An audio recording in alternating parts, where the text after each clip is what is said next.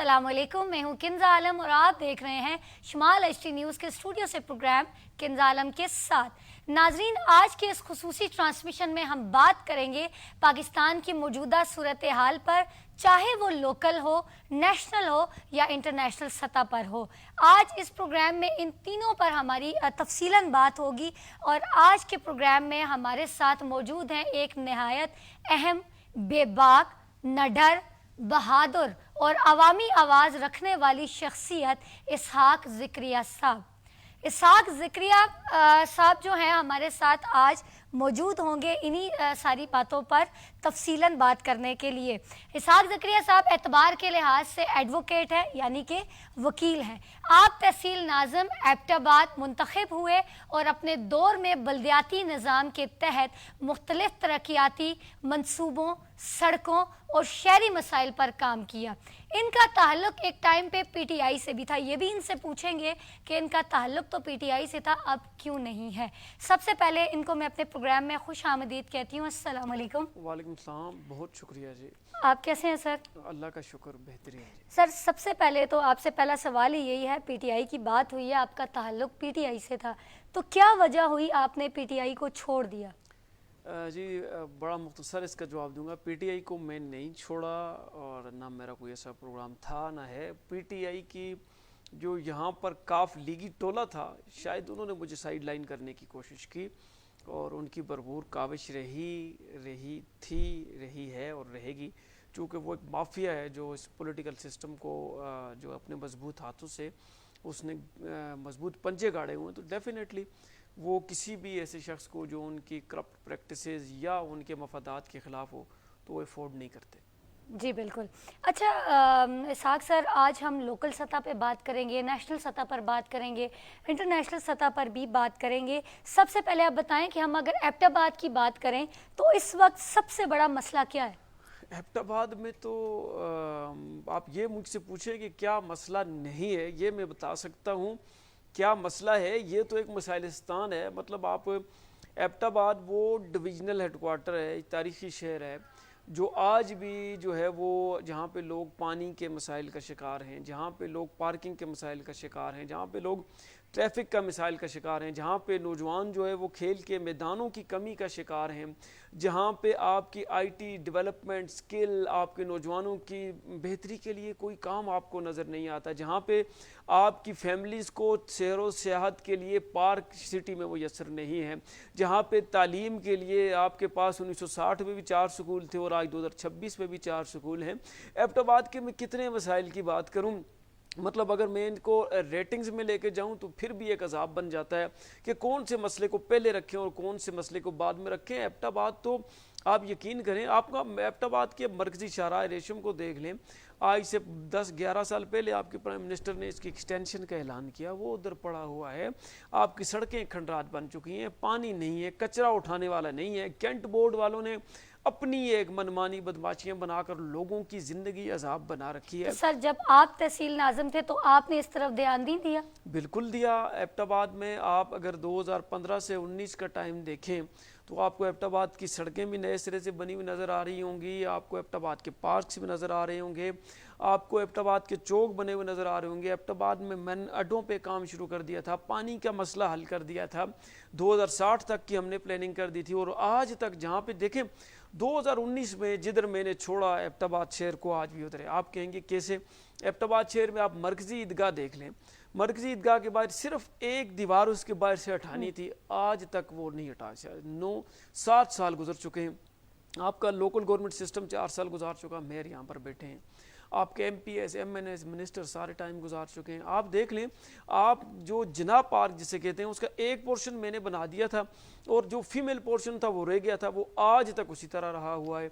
आप एबटाबाद के जो फुटपाथ हैं जहाँ पे मैंने उनकी डेवलपमेंट छोड़ी थी उधर ही रुकी हुई है।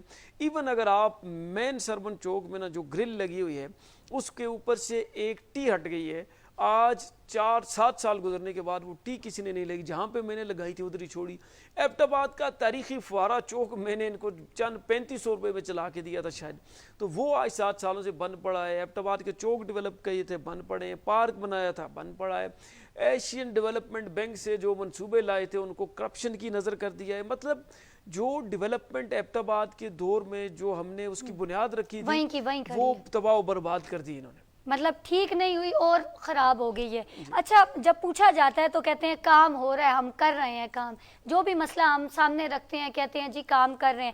کیا آپ سمجھتے ہیں کہ لوکل گورننس سسٹم عوام کے مسائل حل کرنے میں کامیاب ہو رہا ہے؟ دیکھیں جی، لوکل گورنمنٹ سسٹم میں سب سے بڑی بات تو یہ پہلے تو ایک لوکل گورنمنٹ سسٹم لایا ہی ایسا جاتا ہے کہ جو لنگڑا لولا ہو، لیکن یہ جو لوکل گورنمنٹ سسٹم جو کرنٹ جس میں آج 2022 سے 26 تک تھا، یہ پاکستان کی اور صوبے کی تاریخ کا مضبوط ترین سسٹم تھا۔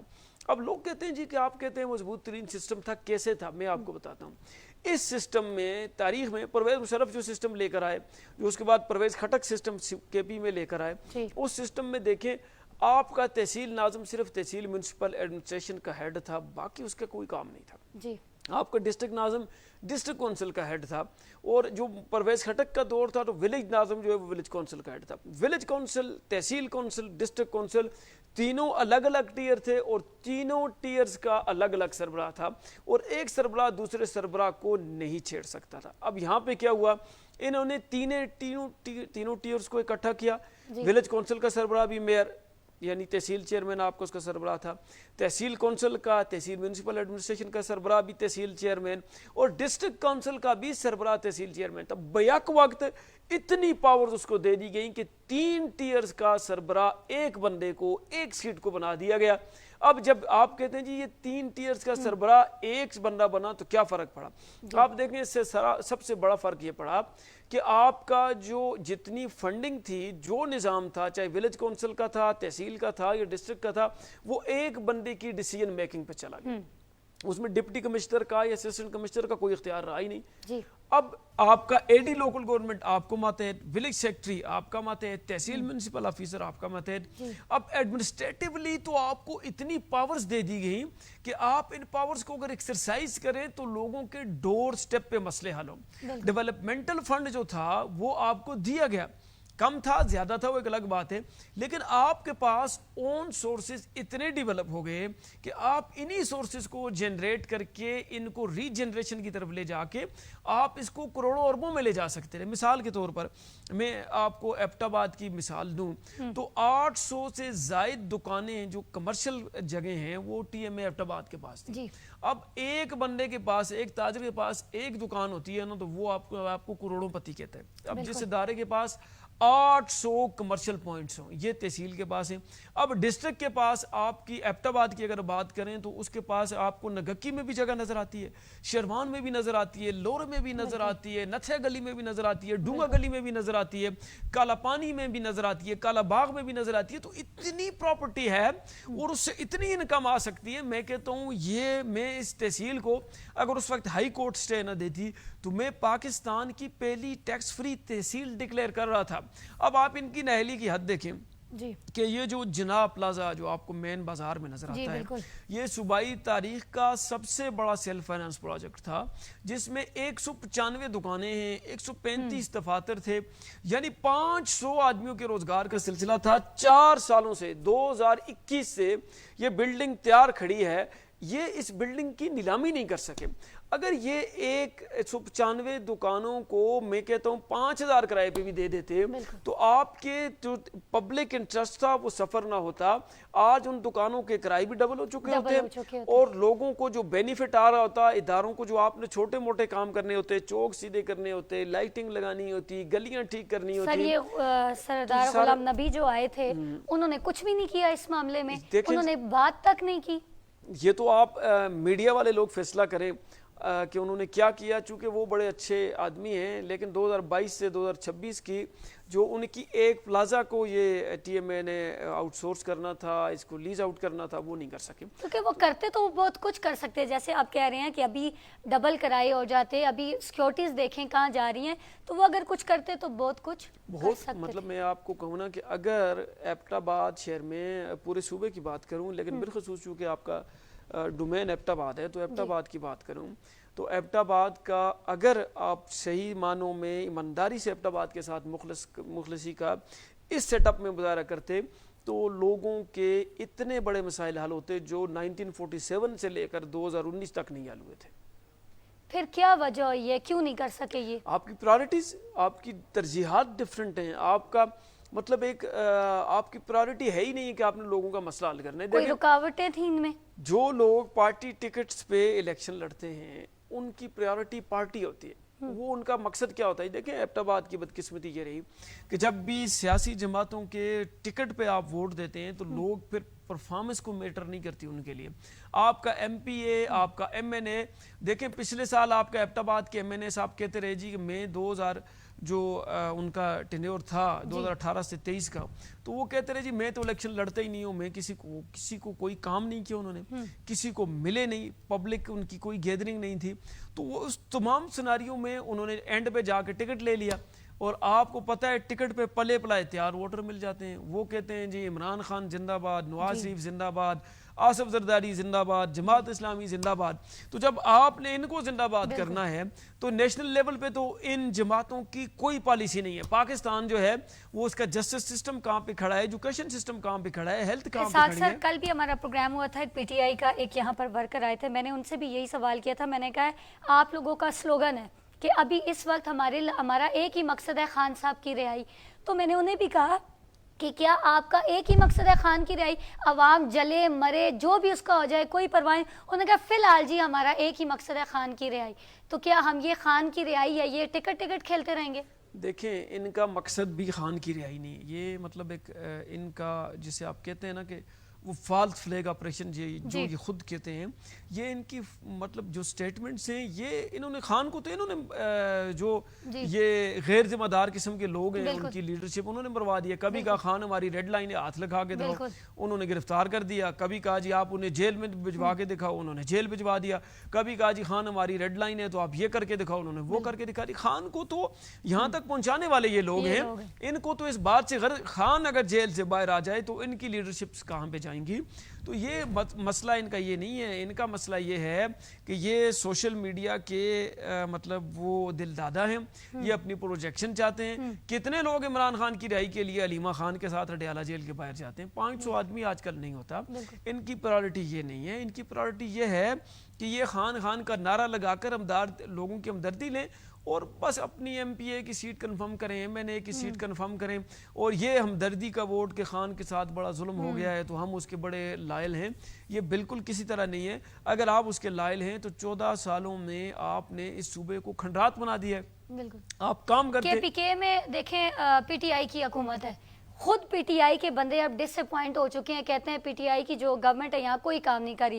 گنڈا پور آئے ہیں, آپ کے سامنے پرفارمنس ہے. سہیل افریدی صاحب آئے ہیں, آپ کے سامنے پرفارمنس ہے. تو آپ اس کے بارے میں کیا کہنا چاہیں گے؟ دیکھیں جی گورنمنٹ کا تو آپ کو کے پی کے میں گورنمنٹ نظر کہاں پہ آ رہی؟ مجھے تو کہیں بھی گورنمنٹ نام کی کوئی چیز نظر نہیں آ رہی.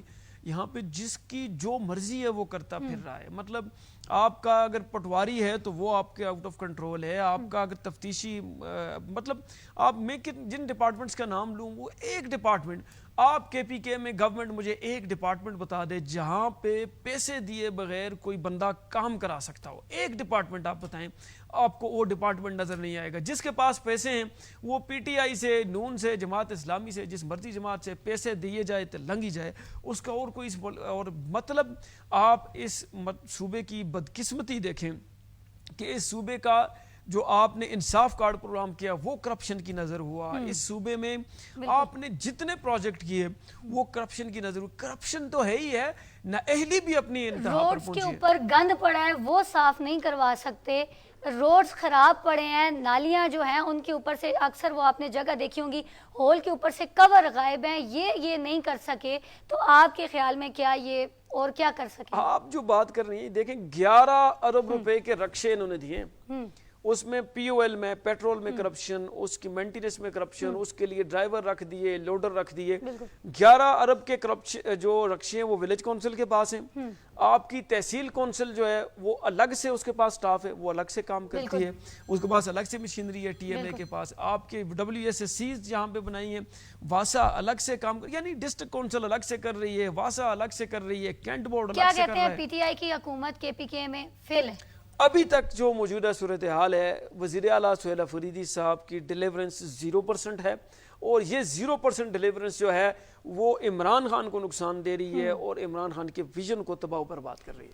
फुआरा चौक आए थे, आपको नारा याद हो कि डॉक्टर वर्दा की फाइल मेरे टेबल तक आ जाए तो मैं इंसाफ दिला दूंगा, कहाँ है वो इंसाफ? उन्होंने ये कहा था कि डॉक्टर वर्दा की फाइल कल ही मेरी टेबल पर या आज ही पहुंची है जी। और मैं जनाब इस पे जाते हुए ही कोई स्टेप ले लूंगा। तो फिर उसके बाद आज मेरे ख्याल से दिसंबर और आज अप्रैल शुरू हो चुका है, जंग लग गया होगा फाइल को, और कुछ पता नहीं है ये क्या होगा। वही रवायती तरीका का जो दूसरी हुकूमतों के दौर में नज़र आया, जिन लोगों से तंग होकर, जिन तरीकाकार से तंग होकर, जिस सिस्टम से तंग होकर लोग इमरान खान को चाहते थे या इमरान खान को सपोर्ट करते थे, इन लोगों ने उस सिस्टम से बढ़कर जो है सिस्टम को ख़राब किया है। जो चलती गाड़ी थी उसको भी तबाह बर्बाद किया। इसाक सर, आपको हर प्लेटफॉर्म पे हमने देखा है, चाहे इकरा कत्ल केस है, गलटोक वाला वाकया है, डॉक्टर वर्दा का केस है, कोई भी ऐसा एबटाबाद में मसला है, आपको हमने हर फ्रंट लाइन पे देखा है। इकरा कत्ल केस आप भी उसमें थे, सबसे ज़्यादा आवाज़ उठाने वाले आप ही थे। उस कत्ल का जो अभी तक केस है कहाँ पहुंचा है? इंसाफ नहीं मिला। डॉक्टर वर्दा, इंसाफ नहीं मिला। गलटोक वाला वाकया, इंसाफ नहीं मिला। और बहुत सारे मसले हैं, इंसाफ नहीं मिला। तो हमारे एबटाबाद में किसी भी केस में इंसाफ नहीं मिला, तो क्या सारी ज़िंदगी यही होता रहेगा? देखें, ये एक बात बड़ी समझने की ज़रूरत है। मैं अपने लोगों से ये कहूँगा आपके वसातत से कि जो आपका क्रिमिनल जस्टिस सिस्टम है वो दुनिया का फ्लॉप तरीन निज़ाम है। आप दुनिया में 138वें में से 126वें नंबर पे खड़े हैं और आपकी जुडिशरी की मराहत दुनिया की टॉप 10 मराहत में जी। अब आप देखें जो क्रिमिनल जस्टिस सिस्टम है उसमें सिर्फ अदालत ही नहीं आती जी। उसमें आपका पूरा का पूरा माशरा आता है। बिल्कुल ऐसा आपका जस्टिस सिस्टम सिर्फ अदालत और पुलिस का नाम नहीं है, ये पूरी सोसाइटी का नाम है, एक सोच का नाम है, एक निज़ाम का नाम है। अब होता क्या है, आपके क्रिमिनल जस्टिस सिस्टम में देखें, आपने जो इकरा कत्ल केस की बात की, आपने जो हसनैन की बात की, जो आपने डॉक्टर वर्दा की बात की, तीनों केसेस इस तरह मतलब आप अगर इसको करें तो बहुत सारे केसेस, लेकिन ये तीनों केसेस एबटाबाद में बड़े हाईलाइट हुए। इन पे इंक्वायरी कमेटीज बनी, इन पे प्रोविंशियल, नेशनल और इवन इंटरनेशनल मीडिया जो है उसका फोकस रहा। अब हुआ क्या, इकरा कत्ल केस की जो जितनी प्रोसीडिंग है वो तमाम की तमाम प्रोसीडिंग हमने एक कमेटी के थ्रू की जी। अब आपका जो ये क्रिमिनल जस्टिस सिस्टम है उसमें एक एक्सपर्ट लॉयर को हायर किया गया और आज तक जो है वो उस केस को हम फॉलो कर रहे हैं। अब कुछ चीज़ें ऐसी होती हैं जो हम आके मीडिया में डिस्कस नहीं कर सकते, वो कल कोर्ट में एविडेंस बन जाता है। तो इसलिए इकरा कत्ल केस को भी आज तक हमने फॉलो किया, कर रहे हैं। हसनैन कत्ल केस की जो बात थी उसकी प्रॉपर इंक्वायरी बना के हमने ज़िली इंतज़ामिया को दे दी, उन्होंने प्रोविंशियल गवर्नमेंट को भिजवा दी। और अब आप डॉक्टर वर्दा केस की जो बात कर रहे हैं वो भी प्रोविंशियल गवर्नमेंट के पास है। अब हुआ क्या है, आपका जो क्रिमिनल जस्टिस सिस्टम है वो इतना फ्लॉप है कि इसमें आप इंसाफ नहीं ले सकते। मैं अपने लोगों को अक्सर कहता हूं, आप जो बात करते हो आप क्या समझते हैं कि इस दकियानूसी निज़ाम से आम आदमी को इंसाफ मिल सकेगा? पहली बात यह है, मैं सिर्फ 3-4 बातें आपके सामने रखता हूं। जब भी कोई बंदा क्राइम करता है, जब भी कोई बंदा जुर्म करता है, इस बात को समझें, वो बंदा कभी भी जुर्म ऐसे हालत में नहीं करता कि वो पूरे मोहल्ले को इकट्ठा करे, गवाह पैदा करे और सबके सामने कहे कि मैं इसको मारने लगा हूं, मैं इसके साथ रेप करने लगा हूं, मैं डकैती करने लगा हूं। तो जाहिर बात है जब भी ऐसा जुर्म होता है तो उसकी विटनेस, इंडिपेंडेंट गवाह मौजूद नहीं होते। अब आपका पुलिस ने का जो सिस्टम है वो करता क्या है, वो फिर जब आपको इंडिपेंडेंट विटनेस नहीं मिलते तो वो जल्दी में हाव ताव में मौके से रिश्तेदार, अजीज या ऐसे गवाह डाल लेता है जो गवाह मौके पे मौजूद नहीं होते।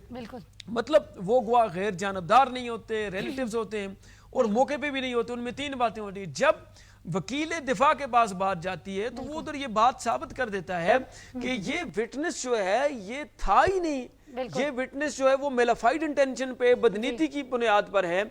जब विटनेस आपकी कमजोर पड़ जाएगी तो कोर्ट का या अदालती निजाम ने उसका फेवरेट चाइल्ड जो है वो क्रिमिनल होता है, जो मुल्ज़िम है या मुजरम है वो अदालत की नजर में उसका फेवरेट होता है। सर अल्लाह करे ये सारे केसेस में इंसाफ सबको मिल जाए, सारी बातें एक जगह पर। लेकिन अब 9 तारीख को सीएम साहब ने दोबारा जलसे का ऐलान कर दिया, तो ये क्या होगा? रावलपिंडी में देखें, सीएम साहब ने पहले गंडापुर साहब ने किया, फिर सुहेल अफरीदी साहब ने पिछली दफा भी किया और उन्होंने अब फिर एक जलसे का ऐलान कर दिया है। आप मुझे बताएं, وہ جلسے کا جو اعلان کر رہے ہیں وہ جلسہ پی ٹی آئی کے پاس چونکہ اسٹریٹ پاور موجود ہے، وہ آپ کو پنجاب میں بھی نظر آتی ہے، کے پی میں بھی نظر آتی ہے۔ عمران خان نے از خود 55 جلسے لگاتار پرائم منسٹر شپ کے بعد فوراً کیے۔ ان جلسوں کا آؤٹ کم کیا نکلا؟ کیا عمران خان عاصم منیر کو آرمی چیف بننے سے روک سکے؟ کیا عمران خان فارم 47 کی گورنمنٹ اس کو بننے سے روک سکے؟ کیا عمران خان پنجاب میں مریم نواز کو وزیر اعلیٰ بننے سے روک سکے؟ یعنی کیا جلسوں سے نظام ٹھیک ہو سکتا ہے؟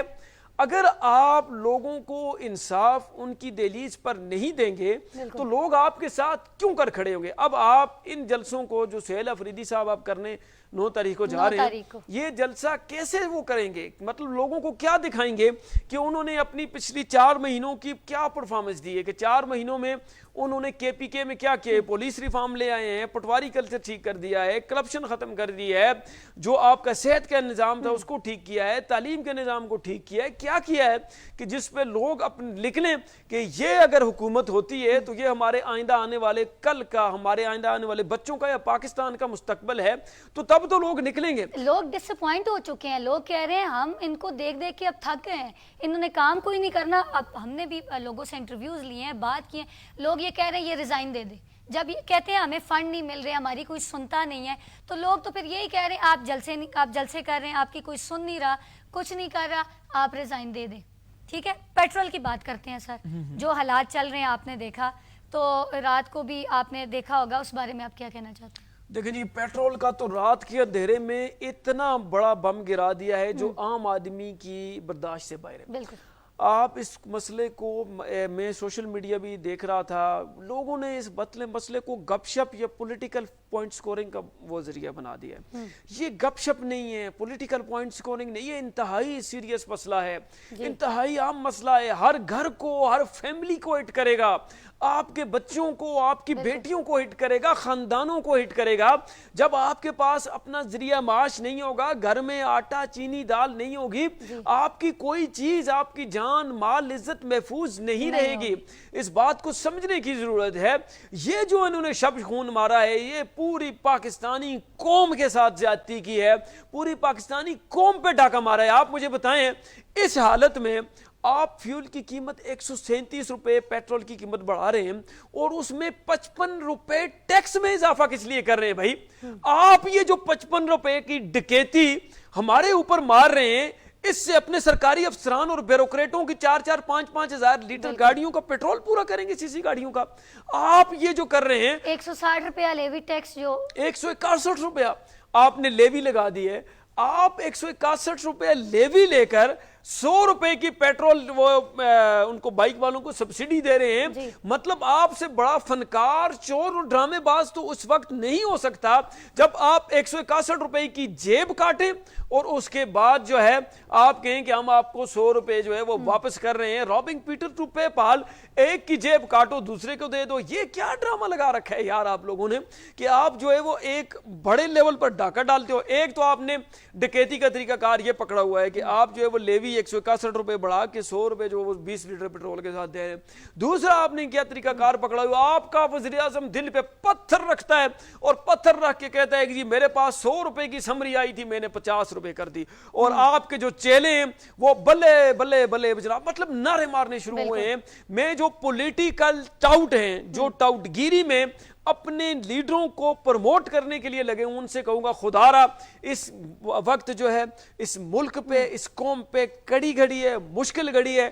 اس گھڑی میں یہ ڈرامے بازیاں، یہ فنکاریاں بند کریں، اس گھڑی میں نکلیں، ان حکمرانوں کو گھسیٹیں، ان کو بتائیں آبنائے ہرمز کھلی ہے، تمہارے جہاز آ رہے ہیں، 20 جہاز تم لے کے آ رہے ہو پاکستانی جھنڈے کے لیے، پاکستانی جھنڈے کے نیچے تم دوسرے ملکوں کو جو وہ جہاز لے کے آپ دے رہے ہو، آپ یہ دعویٰ کر رہے ہو آپ کو سعودیہ جو ہے وہ تیل فراہم کر رہا ہے، چین آپ کو تمام سپورٹ دے رہا ہے، ایران آپ کے شکریہ ادا کر کر کے تھکتا نہیں ہے، تو پھر کس وجہ سے جو ہے وہ کہتے ہو کہ جی یہ آپ کرنے جا رہے ہیں؟ دنیا میں قتیل اس سے منافق نہیں کوئی جو ظلم تو سہتا ہے बगावत नहीं करता। जब आप ये जुल्म सहेंगे, अपने लीडरों की सपोर्ट में लगे हुए होंगे, तो फिर आप जो है वो सबसे बड़े मुनाफिक हो। इस वक्त मैं कहता हूं जो इस पेट्रोल की बढ़ने की कीमत पर, जो 55 रुपए टैक्स के जो डाका मारने पर, और अब आप देखें ये क्या आपके टोल प्लाजे टोल टैक्स जो है वो पेट्रोल पे चलते हैं वो भी आपने बढ़ा दिया है रात को। मतलब इसमें भी जो मुनाफिक आदमी जो है वो हुकूमत को सपोर्ट करने पे लगा हुआ है, वो हकीकी मानों में मुनाफिकत कर रहा है, इस अवाम के साथ जुल्म कर रहा है। मैं नहीं कहता, वो कहते हैं कि दुनिया में पिस रही अवाम है, बड़े ब्यूरोक्रेट्स बैठे हैं जो इनके ऊपर बैठे हुए लोग, उनको तो कोई फर्क नहीं पड़ता सर। वो तो उनको तो पेट्रोल जो भी है उनको मुफ्त मिल रहा है, गाड़ियां चल रही है, बंद कर क्यों नहीं करते उनकी गाड़ियां? आप मेरी बात को इसको लोगों तक पहुंचाएं। फ्री पेट्रोल बंद कर दे जिन जिनको मिल रहा है, आप इन लोगों तक पहुंचाएं। ये जो आपका फ्यूल की कीमत बढ़ती है, इनके वारे न्यारे हो जाते हैं। ओ भाई समझो, मैं इस इंतजामिया का हिस्सा रहा हूं, इस बात को समझो।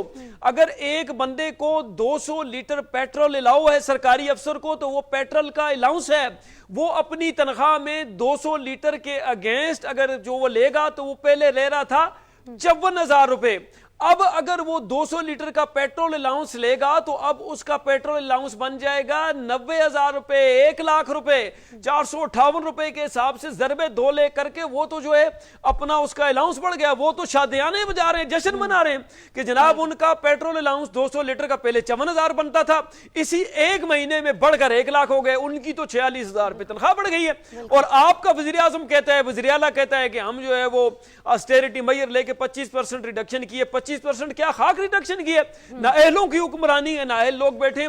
आपने इनको तो फर्क इसलिए नहीं पड़ता, एक तो पेट्रोल बढ़ने से इनके अलाउंस में इजाफा हुआ, तनख्वाह बढ़ गई, दूसरा इनका पेट्रोल फ्री, तीसरा इनका मेडिकल फ्री, तालीम फ्री, सब कुछ फ्री। मारा कौन गया? ये गरीब मोटरसाइकिल सवार, ये रेडीमान, ये ताजर, ये सरकारी मुलाजिम।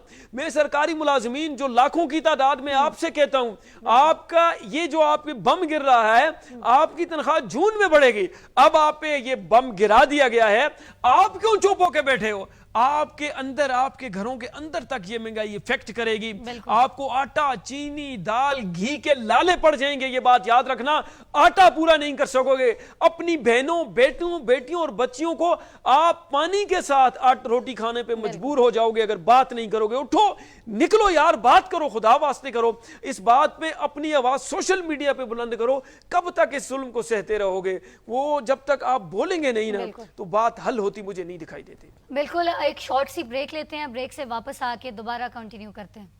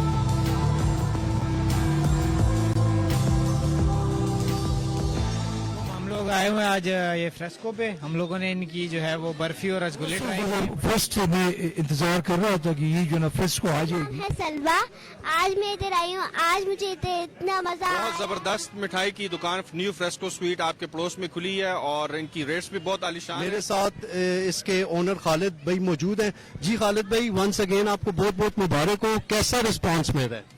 खैर मुबारक जी, बहुत शुक्रिया, थैंक यू सो मच। अल्हम्दुलिल्लाह जी, रिस्पांस एबटबाद का बहुत अच्छा है। अल्हम्दुलिल्लाह सुम्मा अल्हम्दुलिल्लाह। हम अपने एबटबाद के तमाम भाइयों बहनों बुजुर्गों से रिक्वेस्ट करेंगे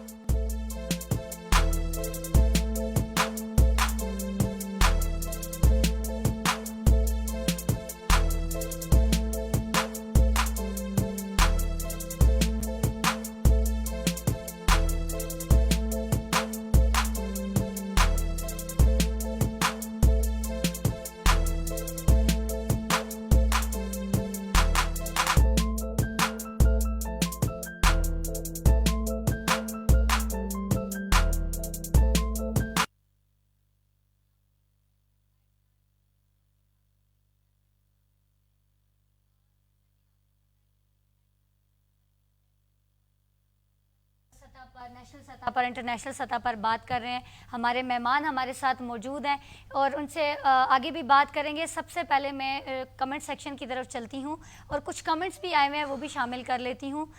सबसे पहले हमारे साथ मौजूद हैं मोहम्मद इसहाक खलील। माशाल्लाह, इसहाक ज़करिया साहब और हमारे भाई सरदार शुजा अहमद साहब को जोड़ी ने साबका बल्दियाती दौर में बतौर तहसील नाज़म और नायब तहसील नाज़म बहुत उम्दा कारकर्दगी से अवामी मसाइल हल किए। शुमाल HT न्यूज़ के फोरम से किंजा आलम और दीगर एंकर पर्सन अच्छे प्रोग्राम पेश करते हैं। अल्लाह ताला पूरी टीम को मज़ीद इस्तेकामत अता फरमाए, आमीन सुम्मा आमीन। Thank you so much sir. आपकी भी बात हुई है कि आपने अपनी कारकर्दगी बड़ी अच्छी की है। खलील साहब, जज़ाकल्लाह। जी, सईद खान हमारे साथ मौजूद हैं, कहते हैं इसका क्रेडिट सरदार साहब को भी जाता है क्योंकि हर प्रोग्राम के पीछे उनकी मेहनत कार फरमा होती है। जी बिल्कुल, आपने बिल्कुल ठीक कहा। जितने भी हमारे प्रोग्राम्स चल रहे होते हैं उनमें सबसे बड़ी मेहनत जो है वो हमारे सीनियर प्रोड्यूसर एंड डायरेक्टर सरदार तोकीर साहब की होती है। बहुत शुक्रिया आपका। खुर्शीद अवान कहते हैं माशाल्लाह, बहुत शुक्रिया। सईद खान कहते हैं माशाल्लाह किंजा, अल्लाह मज़ीद तरक्की दें, आमीन आमीन सुम्मा आमीन सर, बहुत शुक्रिया। मोहम्मद अबू बकर सुलेमानी कहते हैं good, thank you so much sir. Jawar Syed Shah कहते हैं well done, thank you so much sir. Naseer Khan Jadoon कहते हैं माशाल्लाह ज़बरदस्त तज्जिया। अस्सलाम वालेकुम सर, आपको हमारे शमाल HT न्यूज़ की लाइव ट्रांसमिशन में खुश आमदीद। बहुत शुक्रिया आपका। आपको कहते हैं माशाल्लाह बहुत अच्छा तज्जिया। नसीर खान साहब खुद समझते हैं सारी बातों को, तो बिल्कुल आप और नसीर खान ही हर प्लेटफॉर्म पे बोल रहे होते हैं। उनकी ज़रूरत है और वो हर वक्त हर बात में आपको नज़र आ रहा होता है कि नसीर खान जो है वो कर रहे होते हैं, अपना किरदार अदा करते हैं। बिल्कुल ऐसा ही है। नसीर खान जब भी कोई मसला होता है, नसीर खान इसहाक ज़करिया फ्रंट लाइन पे होते हैं और ये बहुत अच्छी बात है। अच्छा सर, ये भी मैं आपसे सवाल पूछूं कि आप दोनों के अलावा एबटाबाद में और कोई भी नहीं है? नहीं जी, बहुत सारे लोग हैं, हमसे अच्छे और बेहतर लोग हैं।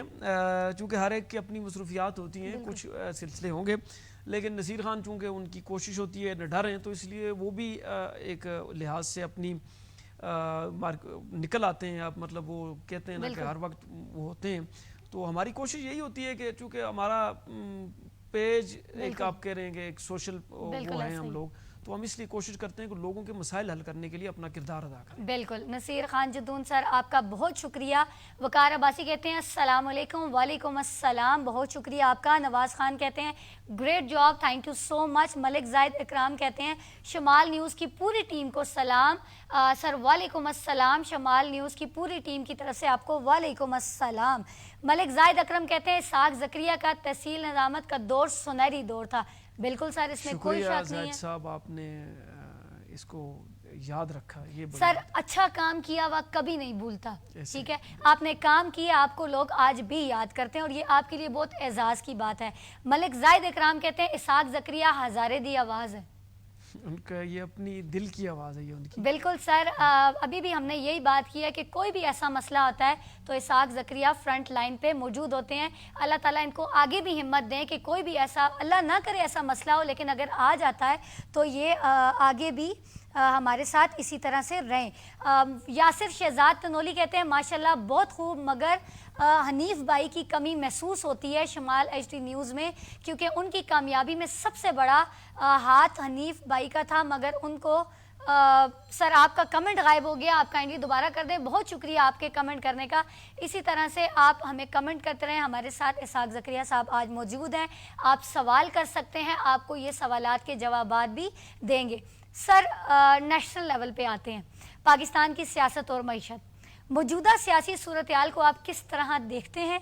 क्या इस्तेकाम आ रहा है या मज़ीद बुहरान? देखें, पाकिस्तान की जो मौजूदा सूरत हाल है, पूरी दुनिया का अगर आप ओवरऑल एक व्यू लें जी, तो पाकिस्तान ने सिफारतकारी के महाज पे इस दौरान अपना लोहा मनवा लिया है। जी। मतलब पाकिस्तान दुनिया के सामने जिस पाकिस्तान को आप ग्रे लिस्ट और ब्लैक लिस्ट की तरफ लेके जाना चाह रहे थे और आप दहशतगर्द डिक्लेयर करवा रहे थे कि पाकिस्तान जो है वो दहशतगर्दों की सपोर्ट करता है, पहलगाम वाक़े में दहशतगर्द डिक्लेयर कराना चाह रहे थे, वो पाकिस्तान आज दुनिया के अमन की बात कर रहा है। और वो पाकिस्तान पूरी दुनिया के अमन की बात को है वो आगे लेकर मुज़ाकरात की तरफ लेके चल रहा है। वो पाकिस्तान जिसको आप दहशतगर्द डिक्लेयर कराना चाह रहे थे, उसके वो आज पाकिस्तान पूरी दुनिया की मजबूरी बन चुका है। जब दुनिया पूरी दुनिया की मईशत को बड़ा धचका लगा है, उस वक्त पाकिस्तान अपना किरदार अदा करने के लिए लगा हुआ है। यानी पाकिस्तान ने यहाँ पे एक पुरअमन मुल्क होने का सबूत दिया। और सबसे बड़ी बात, आप पाकिस्तान की सफारतकारी को दाद दें कि पाकिस्तान ने चीन के साथ भी ताल्लुकात अच्छे रखे, पाकिस्तान अमेरिका के साथ भी ठीक रहा, पाकिस्तान सऊदीया, कतर, तुर्किया, कुवैत, UAE और इवन ईरान भी पाकिस्तान का शुक्रिया अदा कर रहा है। अब इस तमाम सूरत हाल में अगर आप देखें ना, तो पाकिस्तान की जो मौजूदा सूरत हाल है पॉलिटिकली, या आप इसको जिस मर्जी उस तनाज़ुर में लें, तो इस लिहाज से तो इंटरनेशनली पाकिस्तान बहुत स्टेबल है। और पाकिस्तान जो है वो अमेरिका की मजबूरी भी बना हुआ है और चीन की मजबूरी बना हुआ है। लेकिन अमेरिका का आपको पता है कि ट्रंप या अमेरिकन का तरीकाकार ये है कि वो मतलब आपको इस्तेमाल करके तो फिर छोड़ देते हैं। बिल्कुल, जो उन्होंने जैसे कि मोहम्मद बिन सलमान के बारे में ट्रंप ने लास्ट वीक कहा, क्या कुछ उसने नहीं कहा, मतलब हालांकि सबसे क्लोज तरीन 3600 सर उनका जवाबी वार नहीं आया, मतलब वो किस बात पे, उनके पास क्या कैपेसिटी है कि वो जवाबी वार देंगे? उनके पास वो अपनी, मतलब आप ये है ना, ये जो अभी मौजूदा सऊदी हुक्मरान हैं या खलीजी हुक्मरान मुसलमान वाले के, वो अपने जिंदा लेने के लिए और अपनी याशियों के लिए अमेरिका को टैक्स देकर पलते हैं। मतलब उनको फर्क ही नहीं पड़ा, उनको किसी ने कुछ कहा है? नहीं, उनको फर्क पड़े भी तो वो क्या कर सकते हैं? उनके पास हल क्या है? वो उसके अगेंस्ट बात करके तो वो अपनी बादशाहत का खात्मा करा दें। उनके पास क्या हल है? मतलब अब अमेरिका उनके अंदर बैठा हुआ है अड्डे लेकर। आप इसको देखें, वो 3600 अरब रुपए, 3600 अरब रुपए नहीं, 3600 अरब डॉलर जो है ये इन्होंने ट्रंप को लास्ट विजिट पे जो है वो दिए हैं। 40 करोड़ का लग्जरी, 40 करोड़ डॉलर का लग्जरी त्यारा दे रहे हैं। कतर छोटा सा मुल्क है, मतलब फिर वो कहते हैं ना हम बोलने जो रहे ही नहीं, उनके पास बोलने की कैपेसिटी नहीं है, उन्होंने छोड़ा ही नहीं हुआ है। उनके पास कौन सी टेक्नोलॉजी है? वो कहते हैं हम आपके घरों के अंदर घुस के मारेंगे। टेक्नोलॉजी एक बटन पे उनके पास मौजूद है। सर बड़े बुरे अल्फाज थे, लेकिन आप बता सकते हैं ट्रंप ने क्या कहा था? मैं तो इस प्रोग्राम में वो अल्फाज दोहरा भी नहीं सकता कि जो मतलब उसने ये अल्फाज, मतलब ये एक महज़ब मतलब बेइज्जती गाली थी। ही इज किसिंग माई, मतलब मैं कैसे ये अल्फाज दोहरा दूं? तो मतलब इस तरह के अल्फाज, वो एक, अब ट्रंप की जो है एक नॉन सीरियस का किस्म का आदमी है, मतलब वो पागल किस्म का आदमी है। लेकिन ये बात याद रखें, जितने भी अमेरिकन हुक्मरान आए उन्होंने सब ने यही ड्रामे किए। पिछले 20 सालों में इन्होंने 10 इस्लामी ममालिक में 9.5 लाख मुसलमानों को डायरेक्टली शहीद किया है। ये ट्रंप से लेकर 20 साल पीछे जाएं आप तो 9.5 लाख मुसलमान जो एक कुत्ते के मरने पे शोर करते हैं, इन्होंने 9.5 लाख बच्चे, मुसलमान, औरतें शहीद की हैं। ये डायरेक्टली शहीद की हैं और इसके साथ साथ इन्होंने लाखों अफराद उसके जंग के बाद मार दिए हैं। अरब मुबालिक को फिर भी गैरत नहीं आ रही इस बात के बाद भी? उनके अंदर कौन सी मतलब गैरत, आपको इसमें गैरत नजर आ रही है? जो अपनी बच्चियां ट्रंप की आमद पे आगे नचा रहे हैं और उसको वो अपना कल्चर बता रहे हैं, तो उनके अंदर गैरत की क्या चीज है? उनके अंदर ईमान का क्या तकाजा है? उनके तो इस बात से उनके हुक्मरानों के अंदर कोई गैरत ईमान की बात। आज़म साहब भी नोबेल प्राइज देने के लिए, देखिए इस पे क्या? वज़ीर-ए-आज़म पाकिस्तान ने जो नोबेल प्राइज़ की बात की वो तो मतलब आप उसकी वज़ीर-ए-आज़म पाकिस्तान ने भी तो हद कर दी ना। बिल्कुल। आप उस स्पीच को सुने तो मैं कहता हूँ या तो उसने हद की है और या जो कल जिस वो खातून जो ट्रंप का कंपैरिजन मजहबी उससे कर रही थी, इन दोनों ने तो इंतहा कर दी एक दूसरे को क्रॉस करने के चक्कर में, मतलब एक दूसरे के अंदर नंबर। अब होता क्या है, जो अमेरिका गेम करता है उसने आपके मुल्क के अंदर इतनी कमजोर हुकूमतें रखी होती हैं कि शहबाज शरीफ जैसे वज़ीर-ए-आज़म जाकर उनकी तारीफें करने पे, उनके कुल्ले मारने पे मजबूर होते हैं। उनको नोबेल पीस, ये आपने एक बात की है कि वो हुकूमतें यहाँ पर रखते हैं, ठीक है, तो वो हुकूमतें हमारी बना रहे होते कौन बना रहा है? आपकी हुकूमतें।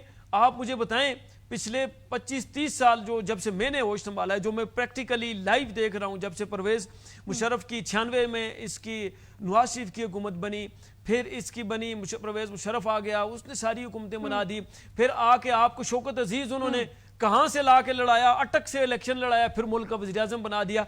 कौन सा ऐसा वज़ीर-ए-आज़म है जो अमेरिका की इमाम पर सर फिर नहीं आया? इलेक्शन पे खर्चे क्यों करते हैं, ये ड्रामेबाजियां क्यों करते हैं? जब इलेक्शन से आते ही नहीं वो लोग हमारे हुकूमतें बना रहे हैं तो फिर इलेक्शन क्यों करें, क्यों खर्चे कर रहे हैं? इलेक्शन तो एक ड्रामेबाजी है, फनकारी है। आप मुझे बताएं कौन सा ऐसा इलेक्शन है जिसमें वोटों पर फैसला किया जाए कि ये शख्स एमपी है, मैंने ये वो बनेगा। अभी जो हमारी हुकूमत है इस पे भी तो वो तजाद आया हुआ था कि नहीं ये ऐसे आए और वैसे आप आए। कौन सी आप सूबाई हुकूमत केपीके की बात कर रही हैं या मरकज? मैं आपको बताऊं, आप मरकज की हुकूमत बात करें रिफॉर्म 47 है, और जब आप सूबाई हुकूमत की बात करें, मौलाना फजल रहमान साहब ने कहा कि आप 4 हल्के खोले, फिर आपने वो भी तो नहीं खोले। कौन सा इलेक्शन फेयर हुआ है? मतलब कौन सा एक इलेक्शन भी, ना केपीके में, ना पंजाब में, ना मरकज में। मौलाना साहब की तो बातें ही छोड़े ना, मौलाना साहब की तो बातें तो मतलब है ही। आप बात उनकी जो भी मतलब बात जो भी कर रहे हैं, लेकिन आप उसकी बात का वजन तो देखें कि वो अगर आपको कह रहे हैं, अगर आप कहते हैं कि केपीके में फेयर इलेक्शन हुआ है तो आप 4 हल्के क्यों नहीं खोल रहे?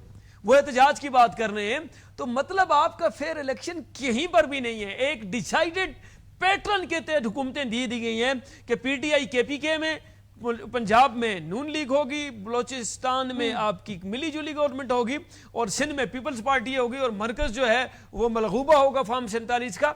तो कोई भी इलेक्शन फेयर नहीं है यहाँ पे। कौन सा फेयर इलेक्शन हुआ है जिस इलेक्शन की आप बात कर रही हैं? मौलाना साहब की आपने बात की है, छेड़िए बात की, वो ये कहते हैं वो ये जो जंगें हो रही है इसमें वो क्यों, वैसे तो वो बड़े जल से जुलूस करते हैं, इस वक्त वो क्यों नहीं बोल रहे, इसराइल के खिलाफ क्यों नहीं जल से जुलूस कर रहे? देखिए वो तो उन्होंने हमेशा जो है वो मौलाना साहब की एक ही सियासत रही है कि वो किसी न किसी तरह मरकजी हुकूमत का हिस्सा बन जाएं। चाहे बेनजीर का दौर हो तो वो गैर लड़की हुकूमत नहीं कर सकती, लेकिन जब आपको अमूर कश्मीर की बात आए तो वही खातून वज़ीर-ए-आज़म होती है, और आप अमूर कश्मीर के चेयरमैन। मजहबी जमात मजहबी जमात नहीं है, मजहबी जमात का लिबादा है।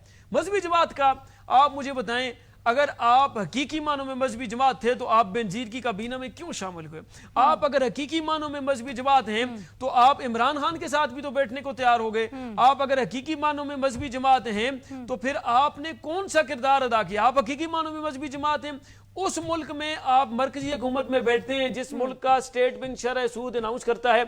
आप अगर मजहबी जमात हैं तो आज तक आपने कौमी असम्बली में पिछली 3 दहाइयों से बैठे हैं, आपने कौन सा बिल शरीयत के मुताबिक पास करवाया है? आज तक तो आपके पाकिस्तान में शरई सजा का निफाज नहीं हो सका है, और आप 3 दहाइयों से मजहबी जमात के नाम पर कौमी असम्बली में बैठे होते हैं। सूद से याद आया, सूद पे ये इन्होंने स्टे क्यों लिया हुआ? देखें, ये सूद पे जो आप बात कर रही हैं ये एक बड़ी लंबी डिबेट है। जिस मुल्क का स्टेट बैंक शरह सूद खुद अनाउंस करता है और दूसरी तरफ अल्लाह का हुक्म है, अल्लाह का कुरान कहता है कि ये मैं उसके साथ ऐलान जंग करता हूँ जो जनाब सूद का काम करता है। तो अब आप देखें, एक तरफ आप इस्लामी रियासत हैं, दूसरी तरफ आप शरह सूद आपका स्टेट बैंक अनाउंस करता है, तीसरी तरफ आपका इदालती निज़ाम उसको स्टे दे के बैठ जाता है। तो ये फिर मुल्क कैसे तरक्की करेगा? हमारा जो मुल्क है ला इलाहा इल्लल्लाह के नाम पे, जहाँ सूद के ऊपर आप स्टे दे रहे हैं, तो खाक तरक्की करेगा हमारा मुल्क? आप देखें, आपकी पाकिस्तान के इदालती निज़ाम में हर काम पे स्टे होता है। मुझे तो बाज़ दफ़ा ये डर लगता है कि कहीं ये मुझे ये स्टे न दे दें कि इसके पानी पीने पे स्टे दे दो, ये 3 दिन पानी नहीं पी सकता, और अगर आपके बोलने पे स्टे हो गया, ये मतलब ये इसके इदालती निज़ाम का आप क्या कर सकते हैं? تو یہ پورے کا پورا نظام جو ہے وہ ایک اس سسٹم کے تحت کنٹرولڈ ہے. نہ آپ کا عدالتی نظام ٹھیک چل رہا ہے، نہ آپ کی تعلیم، نہ آپ کی صحت، نہ آپ کی میونسپل سروس. میں کس کا نام لوں؟ تمام کا تمام نظام جو ہے وہ تباہ و برباد ہے. اور آپ یہ سوچ رہے ہیں کہ یہ تباہ حال نظام آپ کو کامیاب کرے گا، یہ نہیں ہو سکتا. اچھا سر، پاکستان کی معیشت اس وقت کن چیلنجز سے گزر رہی ہے؟ پاکستان کی معیشت وہ بات تو آپ نے ابتواد والی کر دی ہے. پاکستان کی معیشت کس چیلنج سے نہیں گزر رہی؟ پاکستان کی معیشت کا چیلنج جو ہے، میں کہتا ہوں آپ ساری چیزوں کو چھوڑ دیں. پاکستان کی معیشت کا چیلنج کرپٹ حکمران ہیں. پاکستان کی معیشت کا چیلنج بے ایمانی ہے. پاکستان کی معیشت کا چیلنج نااہلی ہے. میں آپ کو بتاؤں، یہ ملک صرف 2 چیزیں ٹھیک کر سکتی ہیں، اور یہ 2 چیزیں یہ ہونے نہیں دے گی. ایک، اہل ترین آدمی جو اس عہدے کے لیے اہل ہو، right man for the right job. اب اگر آپ جناب ایک عالم دین کو، پروفیسر ڈاکٹر ہو ایک، اس کو آپ دے دیں کہ آپ جناب یہ گاڑی چلائیں اور اس کو ڈرائیونگ نہ آتی ہو، تو وہ جتنا بڑا مرضی پروفیسر ڈاکٹر ہو نا، وہ تو پوری کی پوری گاڑی کو گرا کے نیچے سب لوگوں کو مروا دے گا. گاڑی کا نقصان الگ سے ہوگا، جانیں الگ سے چلی جائیں گی. تو جب تک آپ right man for the right job, یعنی اہل ترین آدمی کو اہل عہدے پر نہیں بٹھائیں گے. اور دوسری بات، پہلی شرط اس کی یہ ہے کہ وہ اہل ہو، دوسری شرط یہ ہے یہ ایماندار ہو.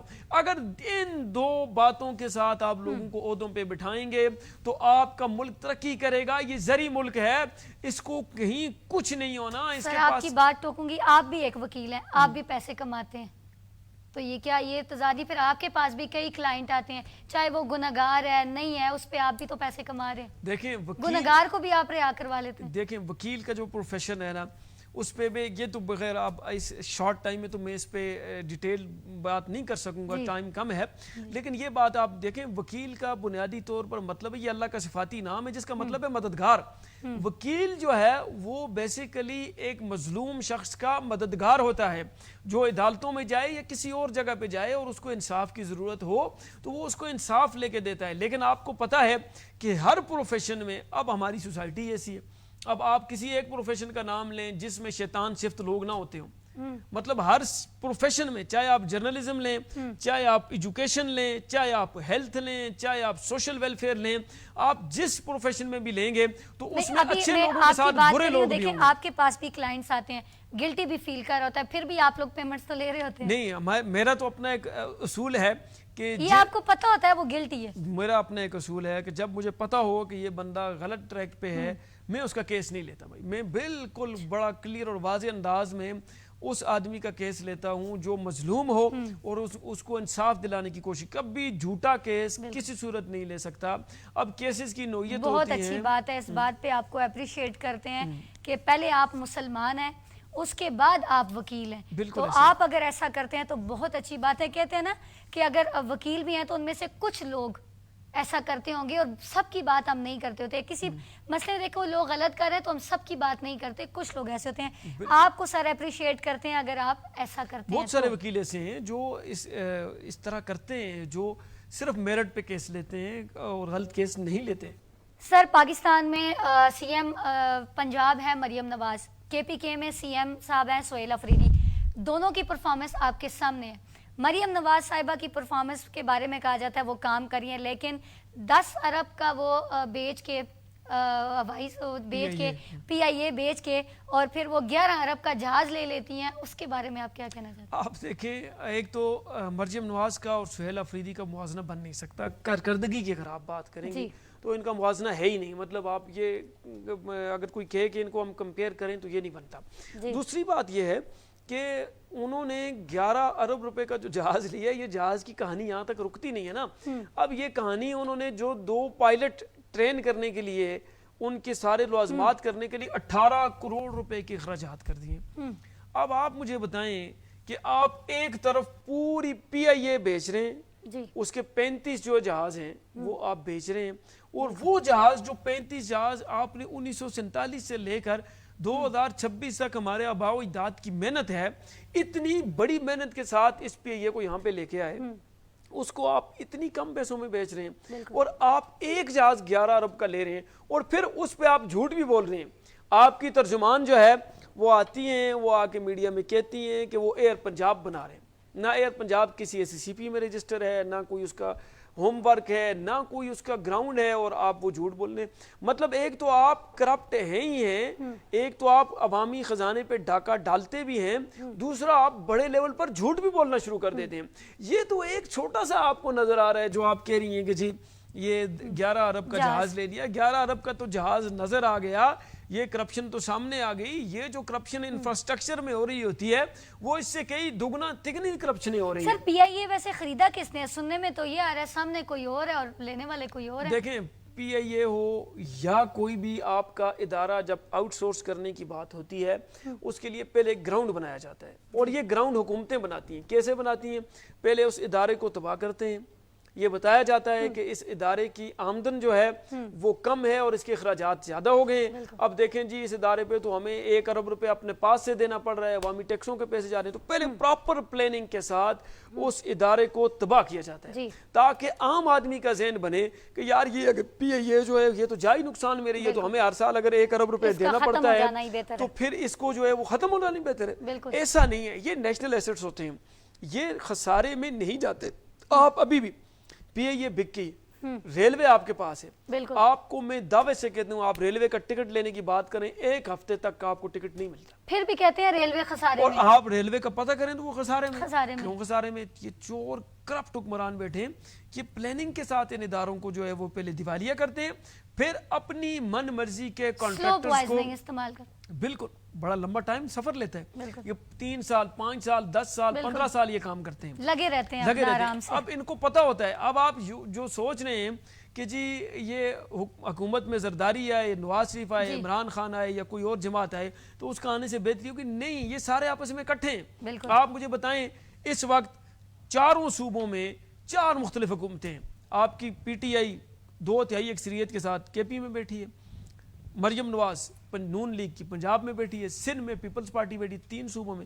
تینوں صوبوں کا بیڑا غرق ہے, یعنی تینوں لوگ, تینوں پارٹیاں, تینوں کا کام ایک ہی ہے کہ عوام کا بیڑا غرق کری جاؤ, جو ہوتا ہے دیکھی جاؤ. سر ٹائم پروگرام کا شارٹ ہے, اس لیے میں آپ سے یہ پوچھنا چاہوں گی, انٹرنیشنل لیول پہ بات کر لیتے ہیں. چلیں, عالمی سطح پر پاکستان کا امیج اس وقت کیسا ہے, تو پاکستان کا ہوگا کیا؟ اب نہیں, پاکستان پہلے تو امیج کیسا ہے پھر ہوگا کیا؟ پاکستان کا امیج حالیہ دنوں میں ابھر کر ایک پرامن ملک کے طور پر سامنے آیا ہے. اسلامی دنیا میں واحد ایٹمی ریاست ہے جو پوری اسلامی دنیا کے ممالک کو اب ریگولیٹ کرنا شروع کر دیا ہے. پوری اسلامی ملک جو ہے وہ آپ اگر دیکھیں تو ان کو اگر دفاع کا مسئلہ پڑ جائے تو ان کو پاکستان کی طرف ہی آنا پڑتا ہے. تو پاکستان جو ہے وہ جرگوئی تو بن چکا ہے, اب چودھری بھی اس خطے کا بننے جا رہا ہے.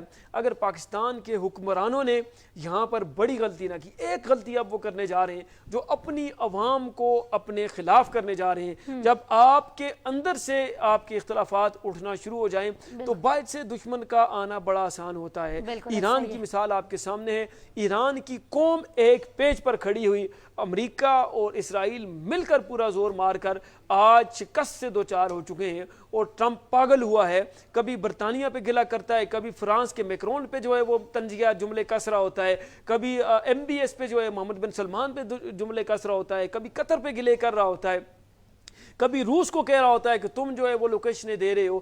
یعنی ان کے اندر کے اتحاد نے سپر پاورز کو بھی ہلا کے رکھ دیا. تو سر ایران میں پیٹرول جو جنگ لگی ہے, پیٹرول کی قیمتیں بالکل بھی نہیں بڑھی, ختم نہیں ہوا, ان کو مل رہا ہے. تہران میں اچھا لوڈ شیڈنگ بھی نہیں ہوئی, تہران میں صرف 2 گھنٹے کی بات ہو رہی ہے, اس کے بعد وہاں پر بھی وافر مقدار میں مل رہا ہے. پھر پاکستان میں کچھ نہیں ہے.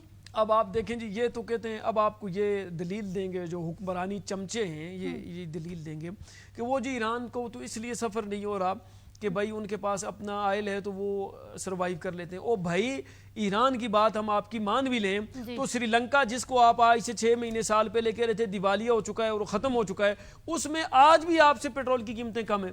جس افغانستان کو آپ کہہ رہے ہیں کہ طالبان جو ہے وہ ان کا برا حال ہے, ان کی پیٹرول کی قیمت آج بھی ہم سے کم ہے. آپ سری لنکا اور تو افغانستان سے بھی نیچے چلے گئے ہو, تو آپ ایران کو تو چھوڑیں, ایران تو دور کی بات ہے, آپ بنگلہ دیش, سری لنکا, افغانستان, میں تو کہتا ہوں یوگنڈا سے بھی اب آپ نیچے जाना शुरू हो गए, तो आपका तो इस लेवल पर जो है वो आप बड़े बुरी तरह पाकिस्तान के अवाम के साथ जुल्म और ज्यादती कर रहे हैं, अपनी करप्शन और बदनुमानियों की खातिर, अपने लोगों को नवाजने की खातिर कर रहे हैं। आप क्या मशवरा देते हैं सर, इस पे क्या करना चाहिए? इस पे बड़ा आसान हल है, इनके पास कोई इतना बड़ा मसला नहीं है। तमाम की आपने अगर ग्राउंड करनी है ना, आपने आयल बचाना है, तो तमाम की तमाम सरकारी मशीनरी को ग्राउंड कर दो यार, हमें आपसे कोई सरकारी सपोर्ट नहीं चाहिए। अवाम क्या करे? आप जो है, आप अवाम जो है, सबसे बड़ा कसूर हम अवाम का है। अवाम ने क्या किया, सिर्फ एक छोटी सी मिसाल देता हूँ, रात को आपने देखा पेट्रोल महंगा होने किया जैसे ही ऐलान हुआ, पेट्रोल पंप्स पे लाइन लग गई। वो जालिमों, बजाय इसके कि तुम इसका बाइकाट करो, पेट्रोल खरीदना छोड़ दो, बोलो हम पैदल चलेंगे, हम थोड़ी सी तकलीफ बर्दाश्त करेंगे, तुम जाके लाइनों में लग गए हो, जाके पेट्रोल की लाइनों में पेट्रोल खरीदने में लग गए हो, तो फिर कैसे इस हुक्मरानों को पता चलेगा? बजाय एहतजाज के लाइनों में लग के पेट्रोल खत्म कर रहे हो, तो फिर तो जाहिर बात है उन्होंने शुक्र करो पेट्रोल आज और न बढ़ा देंगे किसी जगह। बिल्कुल सर। अच्छा सर, एक आखिरी सवाल आपसे कि पर्सनल पॉलिटिकल सवाल है, आपने हमेशा खुलकर बात की है, क्या आपको कभी किसी दबाव का सामना करना पड़ा? देखिए, मुझे आपका बड़ा सवाल सीधा है, लेकिन ये इतना आसान नहीं है। मुझे बड़ी मुश्किलात का सामना करना पड़ता है, और कर भी रहा हूँ, की भी है, और करूँगा भी। लेकिन जब भी आप हक बात करते हैं तो मेरे साथ मेरे अल्लाह की मदद होती है, और ये अल्लाह की मदद ही की वजह है कि मुझे बड़े बड़े मसाइल से मेरा अल्लाह निकाल लेता है। अदरवाइज़ जिस लेवल पर ये लोग अपनी कोशिशें करते हैं, फंसाने की कोशिशें करते हैं, मुश्किलात पैदा करते हैं, जो जो इनसे हो सकता है, मैं अब उनका तज़किरा नहीं करता, लेकिन ये उसमें भरपूर कोशिश करते हैं, और जिस लेवल पर जितने ज़ोर से ये कोशिश करते हैं, मेरा अल्लाह उसी लेवल पर मुझे बचा लेता है। बिल्कुल। सर, नौजवानों को आप क्या पैगाम देना चाहते हैं जो सियासत में आना चाहते हैं? देखें जी, मैं तो कहूँगा, आज आपने ईरान की सूरत हाल देख ली, उनकी काबीना में सारे PhD लोग हैं, MBBS डॉक्टर्स हैं, मतलब एक पढ़े लिखे लोगों का तबका है। एजुकेशन का जो वहाँ पे फीमेल्स की एजुकेशन है वो 85% तक है, और जो जेन ज़ी है वो 98% तक फीमेल एजुकेशन है वहाँ पे। तो ये आपका जो एजुकेशन है, देखें अब साइंस टेक्नोलॉजी का जो वो है वो दौर है, अब आप इसमें जब तक अपना लोहा नहीं मनवाएंगे तो काम नहीं चलेगा। आपकी अनथक और जब मैं मुसलसल मेहनत, यानी आप जब तक आपकी मेहनत मुसलसल नहीं होगा आप कामयाब नहीं हो सकते। तो आपकी मेहनत, आप अपने आप को कामयाब करें, जब आप खुद कामयाब हो जाएंगे तो आप समझें कि आपका मुल्क कामयाब हो जाएगा। बहुत शुक्रिया सर। कुछ कमेंट्स हैं वो शामिल कर लेते हैं, फिर प्रोग्राम एंड करते हैं। मोहम्मद इसहाक खलील कहते हैं, मौजूदा निकम्मे मशीरों के अपने हुक्मरानों को जो लाखों रुपए मराहत के एवज अवाम दुश्मन महंगाई के मशवरे देने जा रही है, अवाम को भी पार्टी की सियासत से निकल कर इसहाक ज़करिया साहब की तरह अपने हकूक़ और महंगाई के ख़िलाफ़ आवाज़ हक जमहूरी तरीके से ज़रूर बुलंद करनी चाहिए, क्योंकि अभी नहीं तो कभी नहीं। अल्लाह ताला उम्मत मुस्लिमा बिलखुसूस अवाम पाकिस्तान, मुल्क पाकिस्तान पर अपना करम फरमाए। मैं तकरीबन शमाल न्यूज़ के प्रोग्राम देखता हूँ, बहुत खूब, बहुत शुक्रिया। वो कह रहे हैं आपकी तरह ही है, वो आवाज़ उठाएं। मलिक जाहिद अकराम कहते हैं, इसहाक ज़करिया भाई से सवाल है कि क्या आइंदा आने वाले बल्दियाती इंतखाबात में आप हिस्सा लेंगे? जी, मेरा फ़िलहाल तक बल्दियाती इंतखाबात लड़ने का कोई प्रोग्राम नहीं है, और अगर आप देखें इस निज़ाम को तो अभी तक ये निज़ाम भी क्लियर नहीं है, तो इसलिए मेरा कोई फ़िलहाल प्रोग्राम नहीं है। जी। अतीक सुलेमानी कहते हैं, एक्सीलेंट नाजिम साहब। बहुत शुक्रिया जी। नायाब आलम कहती हैं, जी शहबाज शरीफ की मकारी और मुनाफकत आया हो चुकी है, अस्करी इस्टेब्लिशमेंट की जानिब से इस नाअहल मस्खरे को मुल्क पर मुसल्लत करके सबसे बड़ा जुल्म किया गया। हाइब्रिड रिजीम है, आपको पता है, यही होना है उसमें। जी सर, बहुत शुक्रिया आपका, आपने अपना कीमती वक्त दिया, और हम उम्मीद करते हैं आइंदा भी आप हमें टाइम देते रहेंगे, क्योंकि आपकी मालूमात हमारे लिए भी, हमारी मालूमात में भी इजाफा होगा, आवाम के लिए भी होगा, आवाम के लिए भी होगा, क्योंकि आवाम जब आपकी आवाज़ सुनेंगे तो आवाम खुद भी बाहर निकलेगी। बहुत शुक्रिया आपका। नाजरीन, आज के प्रोग्राम में हमने पाकिस्तान की मौजूदा सूरत हाल पर तफसील से गुफ्तगू की, तो इन मसाइल को अल्लाह करे कि पाकिस्तान में ये सारे मसाइल हल हो सकें। हमने नेशनल सतह पे बात की, लोकल सतह पे बात की, इंटरनेशनल सतह पर भी बात की। हम उम्मीद करते हैं कि इसहाक ज़करिया साहब की बातें आपके दिल पे असर की होंगी, आवाम के भी, कि जब भी आपके लिए कोई मसला हो तो आप अपनी आवाज़ खुद बने। मीडिया तो बनता ही बनता है, लेकिन आवाम जब तक खुद नहीं निकलेगी तो इदारे काम नहीं करेंगे। हम कब तक आवाज़ बनते रहेंगे? हम तो बनते रहेंगे, लेकिन आवाम को खुद भी चाहिए कि वो अपने लिए आवाज़ उठाएं। मैं अपने मेहमान इसहाक ज़करिया साहब का एक बार फिर शुक्रिया अदा करती हूँ। बहुत शुक्रिया जिन्होंने खुलकर इजहार किया। शुमाल एचटी न्यूज़ के स्टूडियो से एंकर पर्सन किंजा आलम और मेरी पूरी टीम को इजाज़त दें। अल्लाह हाफिज़।